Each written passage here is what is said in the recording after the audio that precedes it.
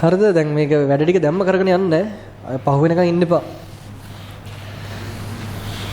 හැම වෙලෙම හිතන්න මම කොහොම හරි අයිලන්ඩ් රෑන්ක් එකක් දාතව නතර වෙන්න කියන එක. දැන් ඔයාලා දක්ෂයි අදක්ෂයි කියලා එහෙම කොටසක් නෑ. දැන් ඔයාලා හැමෝම දක්ෂයි. ඔය ඔක්කොම මතුවෙන්න. එකට මතුවෙන්න. ඔය තැන් වලින් කට්ටිය මතුවේදී තමයි ඒක හයිලයිට් වෙන්නේ. ඔක්කොම වැඩ කරන්න මේ කියන දේවල් තේරෙනවනේ හැමෝටම. එතකොට ඔක්කොම මීටර තමයි. තමන්ගේ සහජ දක්ෂතා තියෙනවා. ඒව තියාගන්න. ඒ ටිකත් තියාගෙන මේ ටිකත් එකතු වුණාට පස්සේ අය ඔයාව අල්ලන්න බෑ. දැන් පොඩි ප්ලෑන් වල ඉන්න අවසර නැහැ කාටවත් ඈ. කිසිම කෙනෙක්ට පොඩි ප්ලෑන් වල ඉන්න අවසර නැහැ. එහෙම අවසර නැහැ, chance එකක් නැහැ. ඔන්න දැන් 26 වගේ අලුතෙන් එන ළමයට නම් එහෙම පොඩි හරි chance එකක් දෙන්න පුළුවන්. පොඩි හරි chance. දැන් එන ළමයට නම්. දැන් ඔයාලා මේ මුලින් ඉඳන් එනවනේ. දැන් පහුගිය මාස ටික ගැන හිතන්න එපා. ඒ ටිකත් මම අය කරලා දෙනවනේ.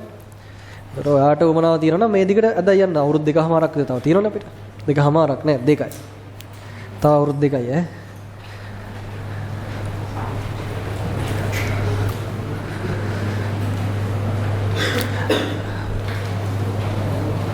දැන් මේ වෙනකන් කරපු සූත්‍ර එකක්වත් මතකේ තියාගන්න ඕනුන්නේ නෑ නේද?